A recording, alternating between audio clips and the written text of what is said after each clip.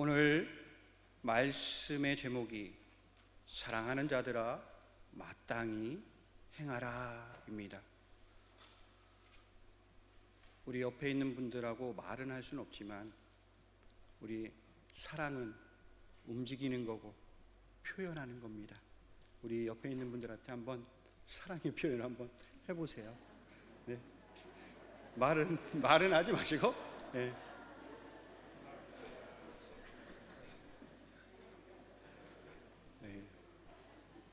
네, 한결 부드러워졌습니다. 네. 여러분, 권위라는 단어의 의미를 우리가 찾아보면요, 두 가지의 의미를 갖습니다. 첫 번째는요, 다른 사람을 통솔하고 이끄는 힘을 이야기하고요, 또 다른 의미는 특정 분야에서 뛰어나고 또 인정받고 영향을 끼칠 수 있는 능력을 말합니다. 위와 같이 권위의 의미는 굉장히 좋은 의미를 가지고 있습니다. 그러면 우리가 권위주의는 어떤 의미를 가지고 있을까요?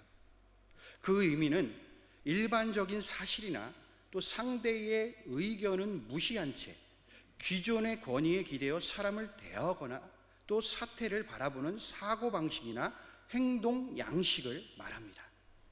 자, 이렇게 권위와 권위주의는 정반대의 의미를 갖습니다. 권위주의는 우리들의 행동 양식에서 없어져야 하지만 권위는 살아있어야 합니다. 그러면 우리 믿음의 성도들은 그리스도인으로서 과연 권위가 무엇일까? 오늘날 한국교회의 문제는 권위는 사라지고 권위주의만 남았다라는 겁니다. 교회의 권위는 성삼위 하나님으로부터 나옵니다. 하나님의 말씀이 살아있을 때에, 그리고 하나님의 뜻대로 하나님의 일하심이 교회에 분명하게 드러날 때에 교회는 비로소 권위를 갖습니다. 그러면 하나님으로부터 나오는 가장 강력한 권위가 무엇일까요? 바로 사랑입니다. 사랑하는 자들아, 우리가 서로 사랑하자. 사랑은 하나님께 속한 것이니 사랑하는 자마다 하나님으로부터 나서 하나님을 알고 라고 말씀하십니다. 사랑은 하나님께로부터 나옵니다. 그래서 사랑하는 것보다 더 강력한 권위는 없습니다. 교회와 강단 그리고 삶의 현장에서 선포되어지는 가장 강력한 것은 바로 사랑입니다. 사랑은 하나님께 속해 있고 하나님은 사랑이시기 때문입니다. 서두에서 말씀드렸듯이 권위는 하나님으로부터 나온다고 말씀드렸습니다.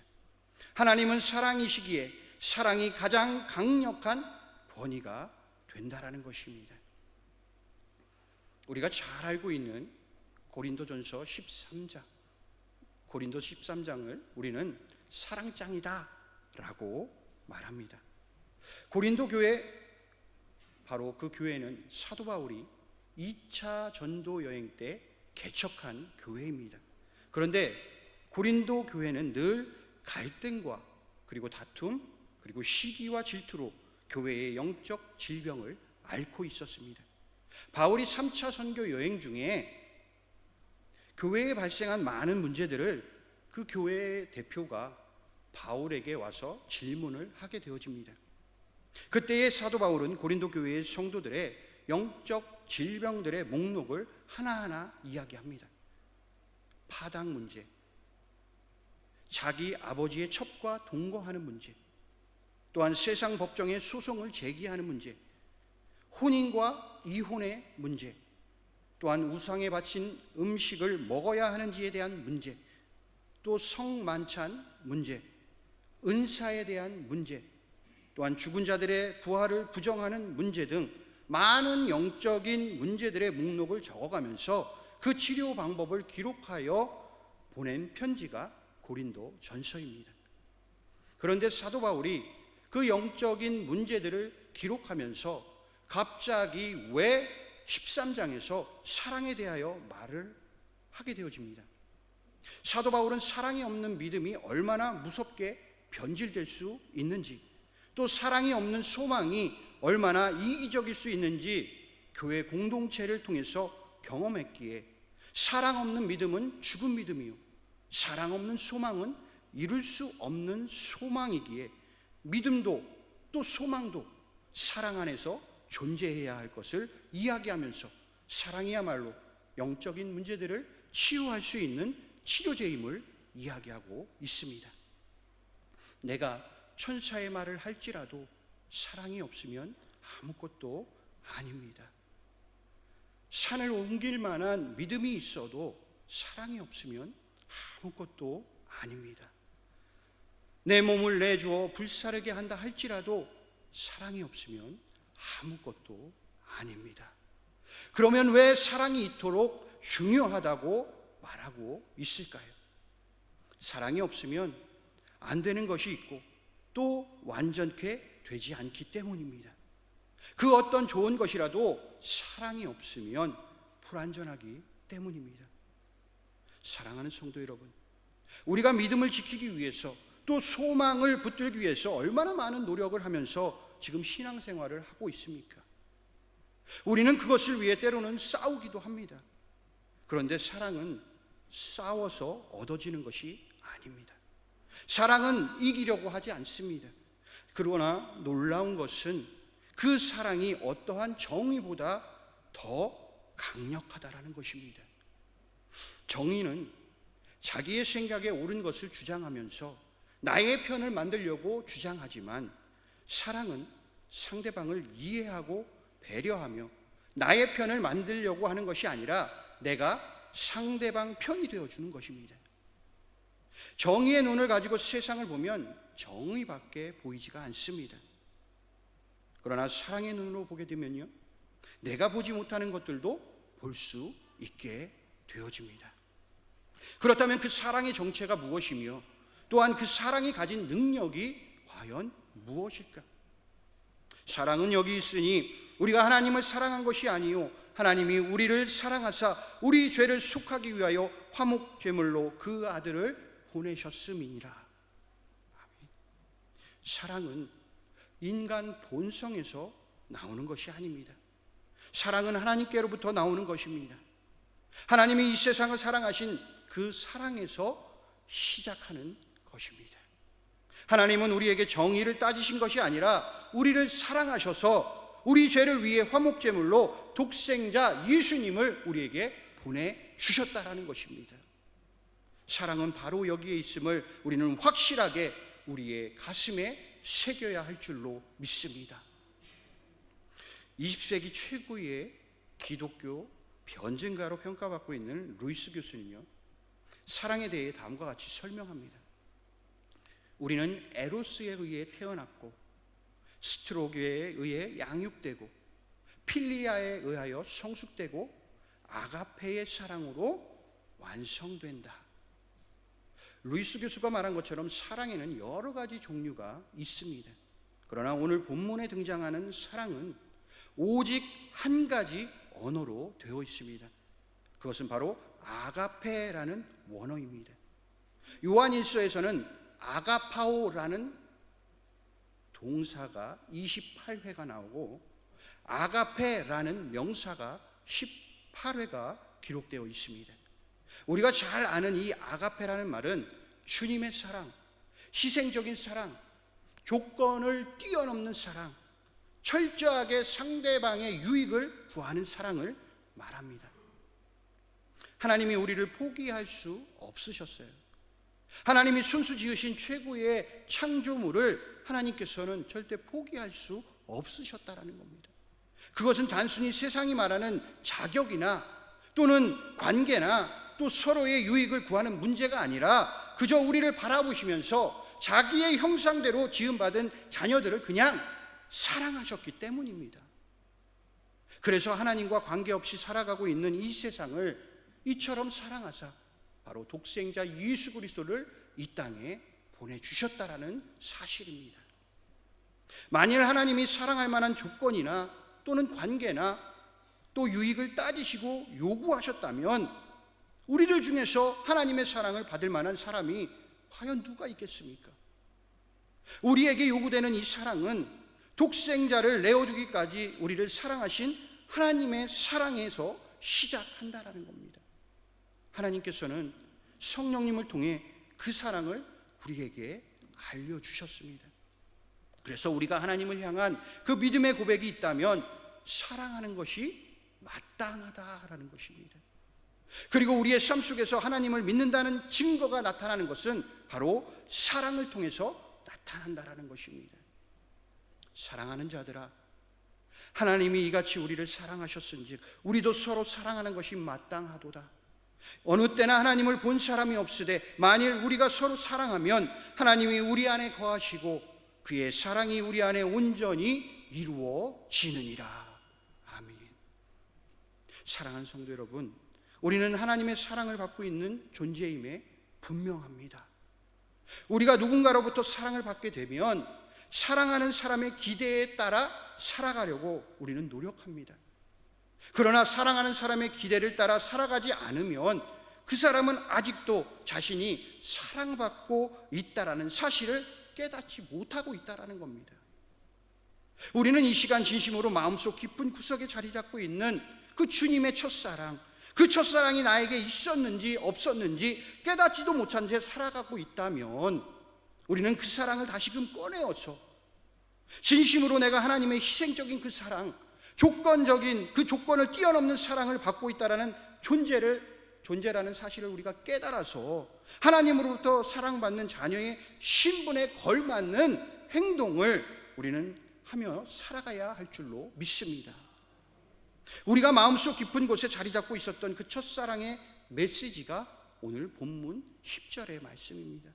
사랑은 여기 있으니 우리가 하나님을 사랑한 것이 아니요 하나님이 우리를 사랑하사 우리 죄를 속하기 위하여 화목제물로 그 아들을 보내주셨음이니라. 아멘. 하나님께서는 영원히 죽을 수밖에 없었던 죄인된 우리에게 화목제물로 독생자 예수 그리스도를 내어주실 정도로 우리를 사랑하셨다라는 겁니다. 우리에게 주실 수 있는 가장 귀한 것을 주심을 통해서 우리가 하나님께 가치 있고 귀한 존재임을 우리에게 보여주셨다라는 겁니다. 바로 사랑은 여기 있으니 라는 이 말씀이야말로 바로 그 크신 하나님의 사랑인 줄로 믿습니다. 우리가 하나님의 사랑을 받고 있다라는 그 믿음의 확신이 우리의 인생을 어떻게 변화시킬 수 있을까? 우리가 하나님의 사랑을 받고 있음을 인정한다면 아무도 사랑하는 사람으로 그 행동이 바로 우리도 사랑하는 사람으로 행동이 변하게 될 것입니다.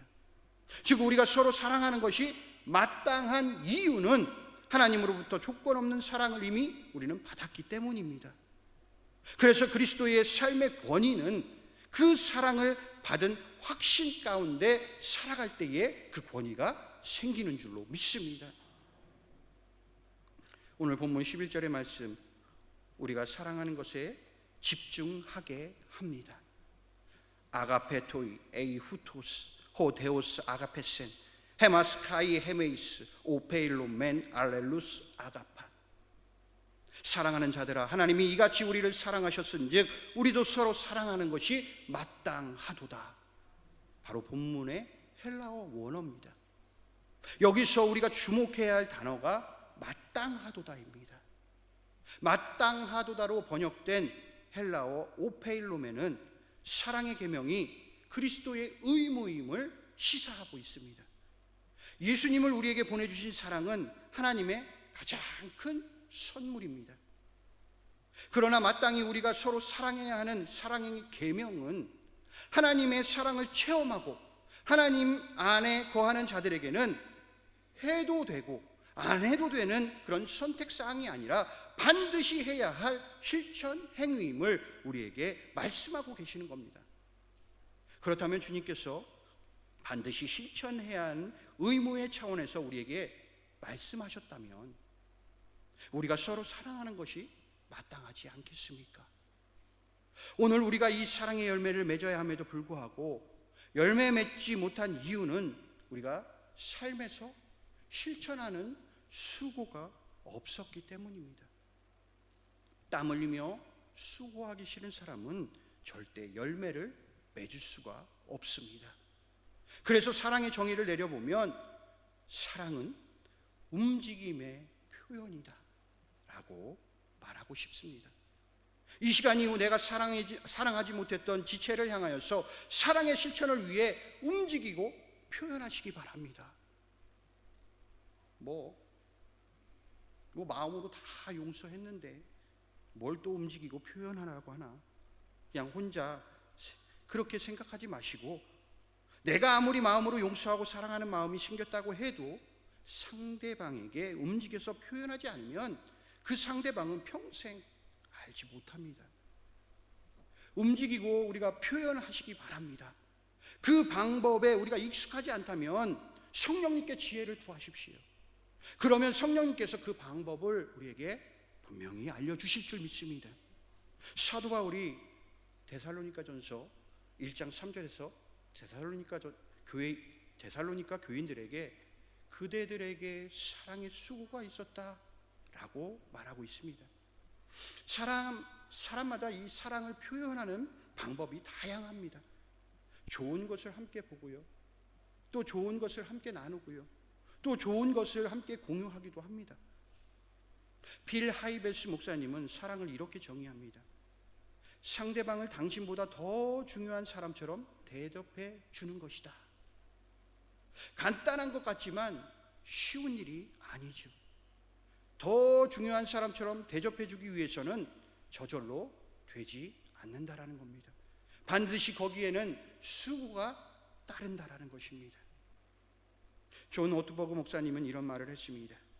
주로 모든 가치의 잘못된 길을 가는 사람들이 예수님의 가르침을 가장 열렬히 받아들였다.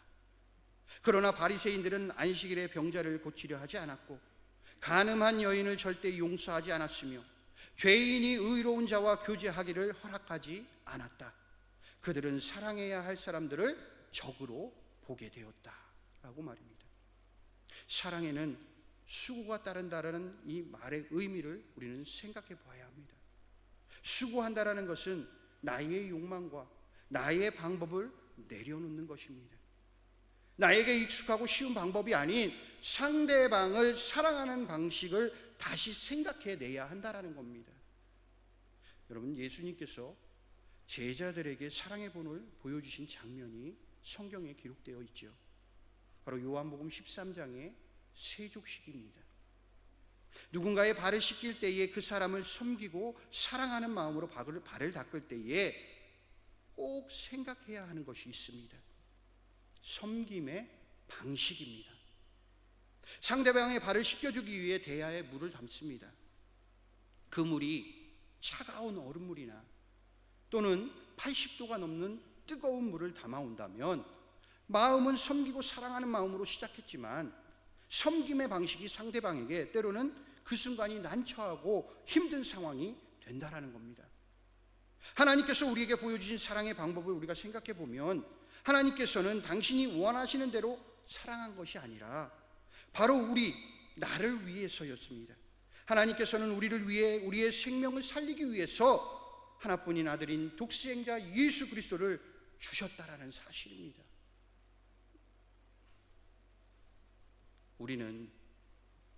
우리가 하나님을 믿는다고 고백했을 때 우리는 이 사랑의 요구를 피할 수 없습니다. 그 사랑이 분명히 마땅합니다. 그리고 우리가 서로 사랑하지 않으면 하나님과의 인격적인 만남도 또 하나님의 음성을 들을 수도 없습니다. 우리가 서로 사랑하지 않으면 세상의 사람들은 결단코 하나님을 볼 수 없습니다. 우리에게 이 마땅한 일을 위한 수고가 지금부터 시작되어야 합니다.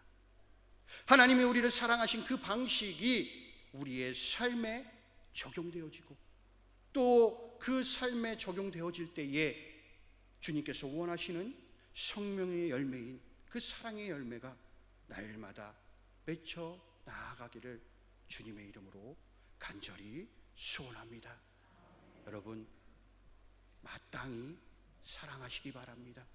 하나님이 우리를 사랑하셨기에 먼저 우리를 사랑하여 주셔서 독생자 예수 그리스도를 우리에게 보내주셨기에 내가 그분의 사랑을 알기에 이제는 마땅히 당연히 우리는 사랑하며 살아가야 할 줄로 믿습니다. 그 사랑이 이루어질 때에 이 온 세상이 회복되어지고 우리 교회가 부흥되어지는 귀한 역사가 나타날 줄로 믿습니다. 기도하겠습니다.